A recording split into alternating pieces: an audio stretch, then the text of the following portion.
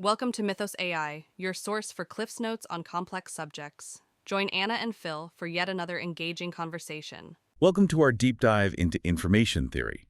We'll be looking at the core concepts, drawing insights from excerpts of the document, Information Theory, the science of communication and data. You might be wondering, what exactly is information theory, and why should you care? Information theory, at its most basic, is the mathematical study of quantifying, storing, and communicating information. It's the very foundation that so many of our modern technologies are built on.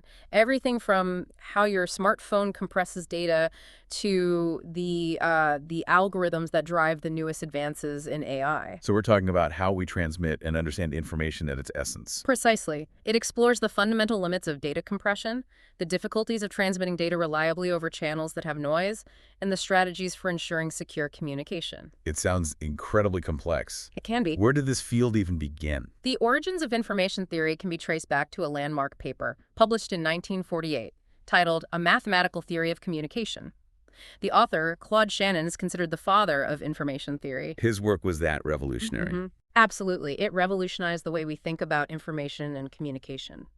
What were some of the key ideas that Shannon introduced in his work? Shannon defined a number of fundamental concepts, most notably entropy as a measure of information content. He also established the theoretical limits of data compression with the source coding theorem, and determined the maximum rate for reliable data transmission across noisy channels with the noisy channel coding theorem. Let's unpack these concepts one by one. Starting with entropy. What does it measure exactly? Entropy, in the context of information theory, it quantifies the uncertainty or randomness in a message. A message that has high entropy carries more information than a message with low entropy. Can you give me an example to illustrate this? Certainly. Consider two messages. The sun will rise tomorrow, and there will be a surprise party for you next week. The first message has very low entropy, because it's an event that's highly predictable. The second message has much higher entropy. The event is unpredictable and therefore more surprising. So the more surprising a message, the higher the entropy and the more information it contains. Exactly. Shannon provided us with a mathematical formula to calculate entropy. It looks like this. HAI log 2PHAX, POI's depth. I won't delve into the specifics of the formula, but can you explain what it essentially represents? The formula calculates the average amount of information content based on the probabilities of different outcomes. In simpler terms, it tells you, on average, how much information each unit of a message conveys. So if I knew the probability of each letter appearing in the English alphabet, I could use this formula to calculate the entropy of a typical English text. Precisely. And that would tell you how much information, on average, each letter in an English text conveys. Now let's move on to the Shannon theorems you mentioned earlier. Can you elaborate on the source coding theorem? The source coding theorem establishes a fundamental limit on data compression. It states that you cannot compress data beyond a certain point without losing information. This limit is determined by the entropy of the data source. So there's an inherent amount of information in a message that can't be squeezed any further without compromising the content. That's correct. It's like trying to fit a gallon of water into a pint-sized container. It's simply not possible. The source coding theorem tells us that there's a minimum number of bits required to represent a message without any loss, and that minimum is determined by the message's entropy. What about the noisy channel coding theorem? The noisy channel coding theorem tackles the problem of reliable communication over channels that introduce noise or errors during transmission. Imagine a phone call with static on the line, or a wireless signal that has interference. So any real-world communication channel has some level of noise. Absolutely. The noisy channel coding theorem proves that even in the presence of noise, reliable communication can still be achieved, but only up to a certain limit. This limit is called the channel capacity. So what determines this channel capacity?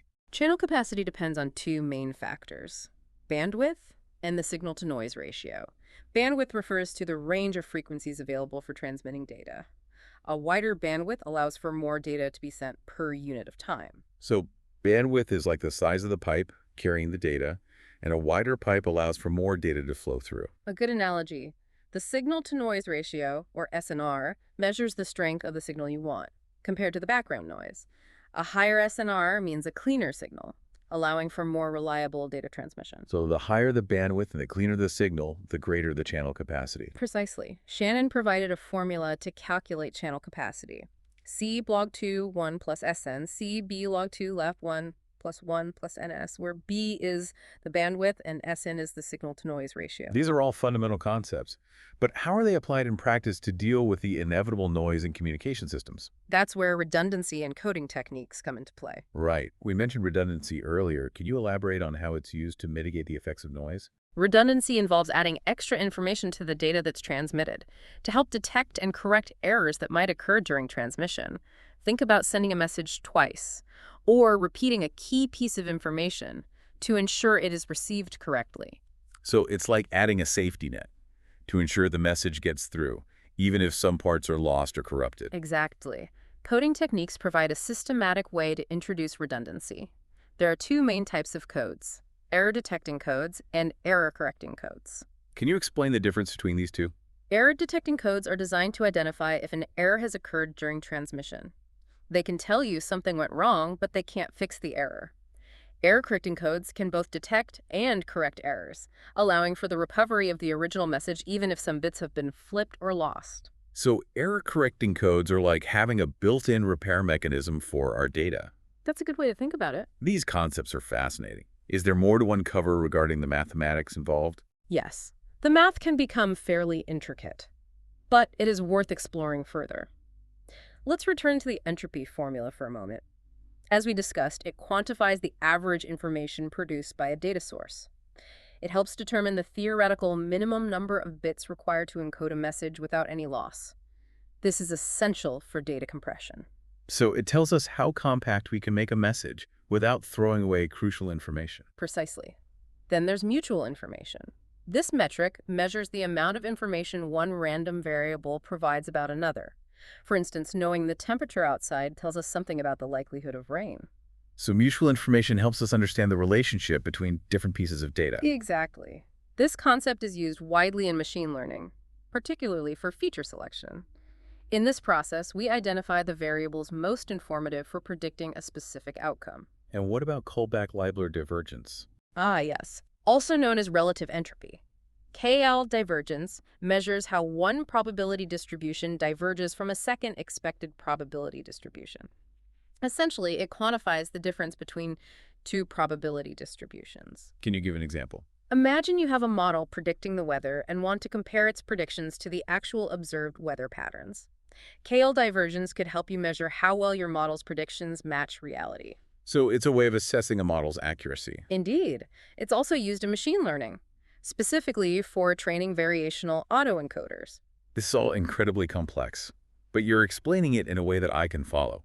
It's clear that the math underpins these core concepts of information theory. Now, I'm curious to explore how these principles translate into practical applications, like data compression. That's a great segue into the next part of our discussion. Let's delve into coding theory and see how information theory is put into practice. We've covered a lot of theoretical ground, but now I'm eager to see how these concepts are applied in the real world. Let's start with coding theory and data compression. Certainly. Coding theory is the practical application of information theory principles to design methods for data compression, transmission, and storage. Efficient and reliable methods.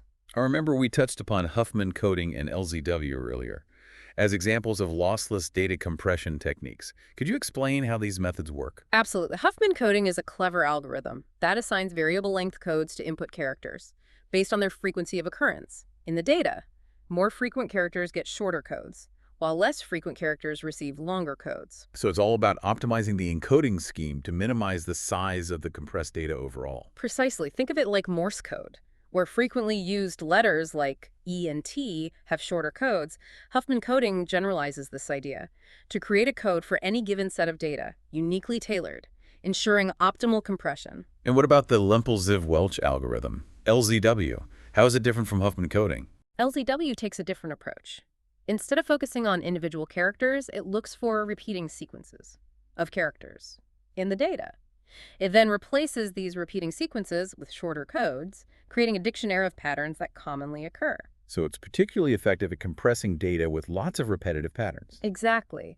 This makes it well suited for text files, images, and even executable code, where repetitive sequences are common. These lossless techniques are fascinating, but I'm curious about lossy compression. How do these methods manage to achieve even greater compression ratios? Lossy compression algorithms, they take advantage of human perception and its limitations. They discard information that is deemed less important or less likely to be noticed by us. This results in smaller file sizes. So they're making calculated trade-offs between the file size and the fidelity of the data. Exactly. This is why JPEG images and MP3 audio files can be so much smaller than their uncompressed counterparts. They achieve these reductions by eliminating data that is less perceptually relevant, such as high-frequency details in an image, or subtle nuances in audio. Moving beyond compression, we've also discussed the importance of error-correcting codes for reliable data transmission over noisy channels. Can you delve into some specific examples of these codes and their applications? Of course. There are many error-correcting codes, each with its strengths and weaknesses. One of the earliest and most fundamental codes is the Hamming code. It's capable of correcting single-bit errors and detecting double-bit errors. So even if one bit is flipped during transmission, a Hamming code can identify and correct the error. Exactly. Hamming codes are relatively simple to implement and are used extensively in memory systems and data storage devices. What about more complex error patterns? Are there codes that can handle multiple errors? Yes, there are. Reed-Solomon codes are a powerful class of codes. They can correct multiple errors in a block of data. They were very effective at dealing with burst errors, where multiple adjacent bits are corrupted. Where are these codes used? Reed-Solomon codes are used in CDs, DVDs, and even QR codes to ensure data integrity. Even if the physical media is scratched or damaged, Those are some impressive applications. Are there even more sophisticated codes out there? there are turbo codes and LLPC codes. Low-density parity check codes represent the cutting edge of error correction technology. They offer exceptional performance at low signal-to-noise ratios, making them ideal for challenging communication environments, like deep space communication and modern wireless standards. What makes these codes so effective? Their effectiveness comes from their iterative decoding algorithms, which essentially make educated guesses about the original data based on the signal that's received, and then they refine those guesses over multiple iterations. This iterative approach allows them to extract the maximum amount of information from the signal, even with all the noise. It sounds like a very sophisticated form of signal processing. It is, and it's thanks to these advanced coding techniques that we can enjoy reliable communication over long distances, and in the presence of significant interference. These examples illustrate how coding theory has revolutionized data transmission and storage. But I'm also interested in seeing how information theory is applied in other fields. Absolutely. Information theory plays a fundamental role in many disciplines. It provides the theoretical underpinnings for everything from telecommunications and cryptography to machine learning and neuroscience. Let's start with telecommunications. How does information theory impact the way we communicate over long distances? Information theory guides the design of communication systems by providing a framework for understanding channel capacity, noise mitigation, and efficient coding schemes. It allows engineers to optimize things like signal processing techniques, modulation schemes, and error correction methods to ensure reliable data transmission. So every time we make a phone call or send a text message, we're benefiting from the principles of information theory. Exactly. It's working behind the scenes to ensure that our voices and data are transmitted clearly and accurately across vast distances. What about cryptography? How does information theory play a role in keeping our information secure? Information theory provides a mathematical foundation for understanding and quantifying the security of cryptographic systems. A key concept here is entropy. It measures the randomness or the unpredictability of a message. A truly secure encryption scheme aims to maximize the entropy of the encrypted message, making it virtually impossible for an attacker to decipher the original message. So the more random the encrypted message, the more secure it is. Precisely. Information theory provides the tools to analyze the entropy of different encryption algorithms, allowing us to assess their strength and identify potential weaknesses. That's fascinating. It's like a mathematical arms race between code makers and code breakers. In a sense, it is, and information theory provides the battleground where these battles are fought. I'm starting to appreciate how deeply embedded information theory is in our digital world. It's not just about abstract mathematical formulas, it's about understanding information at its essence and how we manipulate it to achieve our goals. Well said. And we haven't even touched on the applications of information theory in areas like machine learning, artificial intelligence, and even fields like neuroscience and bioinformatics. That's right. We still have much more to explore. These fields represent exciting frontiers, where information theory is helping us understand the world around us in new and profound ways. We've explored the impact of information theory on a wide range of fields, from telecommunications and cryptography to data compression and coding theory. Now, I'd like to delve into how information theory is being applied in areas like machine learning, artificial intelligence, neuroscience, and even bioinformatics. These fields seem like natural extensions of the principles we've been discussing. They are. Information theory gives us a powerful framework for understanding and analyzing complex systems, making it very relevant to these cutting-edge fields. Let's start with machine learning and artificial intelligence. How are these fields leveraging the principles of information theory? Machine learning at its core is about extracting patterns and insights from data. Information theory gives us the tools to quantify uncertainty, to measure information gain, and to assess how well learning algorithms perform. Can you give me some specific examples of how information theory concepts are applied in machine learning algorithms? Certainly, entropy, for instance, plays a crucial role. In decision tree algorithms, decision trees are used widely for classification and prediction, and they work by recursively partitioning data based on the features that provide the most information gain. Entropy helps us measure this information gain and guides the algorithm to make the most informative splits. So entropy helps the decision tree algorithm determine which features are the most relevant for making accurate predictions. Exactly. Another key concept is mutual information.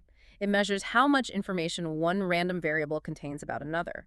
This is used in feature selection, where the goal is to identify the subset of features that are most relevant for predicting a particular outcome. So mutual information helps us filter out irrelevant features or redundant features and focus on the ones that carry the most predictive power. Precisely. And then there's KL divergence, which we talked about before. In the context of comparing probability distributions, in machine learning, KL divergence is used often in training generative models, like variational autoencoders. These models try to learn the underlying probability distribution of the data, and KL divergence helps measure how well the model's approximation matches the true distribution. So information theory gives us a way to guide the training process of these complex machine learning models. It does. It provides that mathematical framework for quantifying the performance of the model and steering it towards an optimal solution. These examples really show how information theory has become an integral part of the machine learning toolkit. It has. And as machine learning and AI continue to advance, we can expect information theory to play an even bigger role in shaping the future of these fields. Moving beyond computers, let's talk about neuroscience. How is information theory being used to study the most complex information processing system we know of, the human brain? Information theory is providing neuroscientists with valuable tools for understanding how the brain encodes, processes, and transmits information. One of the key areas of application is studying neural coding. It explores how neurons represent and communicate information through electrical and chemical signals. So information theory is helping us decipher the language of the brain. You could say that, yes. It allows us to quantify the information content of neural signals and analyze the patterns of activity across networks of neurons. For example, we can use information theory to measure how much information a single neuron, or a group of neurons, conveys about a particular stimulus, like a visual image or a sound. That's amazing. So it's like we can eavesdrop on the conversations happening inside the brain. That's a powerful analogy. And information theory also helps us understand how the brain deals with noise and uncertainty in sensory input. Just like in communication systems, the brain needs to filter out irrelevant information and extract meaningful signals from a very noisy environment. Information theory gives us a framework for studying these processes and understanding how the brain does such remarkable things with perception and cognition. It's amazing to think that the same principles that govern communication systems can also help us understand how the brain works. It speaks to the universality of information theory as a fundamental framework for understanding complex systems, whether they are biological or artificial. Now let's shift our focus to bioinformatics. How is information theory being applied in this field which deals with biological data at the molecular level? Bioinformatics is another area where information theory is proving to be an invaluable tool. One of the key applications is in analyzing genetic information, specifically DNA and protein sequences. Can you elaborate on that? Certainly. DNA and protein sequences. We can think of them as strings of information, encoded in a 4-letter alphabet for DNA, or a 20-letter alphabet for proteins. Information theory provides methods for quantifying the information content of these sequences, comparing sequences to find similarities and differences, and even predicting the structure and function of proteins based on their amino acid sequences. So we can use the same concepts of entropy, mutual information, and coding theory to analyze biological sequences. Exactly. One common task in bioinformatics is sequence alignment. It involves comparing two or more sequences to identify regions of similarity. Information theory provides algorithms for performing these alignments efficiently and accurately, taking into account evolutionary relationships and the probabilities of different mutations occurring over time. It's fascinating to see how information theory can bridge the gap between the world of computer science and the world of biology. It is. It's a testament to the power of information theory as a unifying framework for understanding information in all its forms, whether it's encoded in bits, neurons, or DNA. As we wrap up this deep dive into information theory, I'm struck by how broad and deep its impact is. It's not just a niche area of mathematics. It's a fundamental lens for viewing and understanding the world around us. Well said. Information theory has changed how we communicate, store data, process information, and even understand ourselves. And as we continue to push the boundaries of technology and knowledge, the principles of information theory will continue to guide us. This deep dive has been an incredible journey. It's opened my eyes to the influence of information theory on our lives and our understanding of the universe. I encourage everyone to explore this fascinating field further, to appreciate the dance of information that underlies everything we do. Thanks for listening to Mythos AI. Stay tuned for more concise insights. And remember to hit the like button and subscribe for future episodes.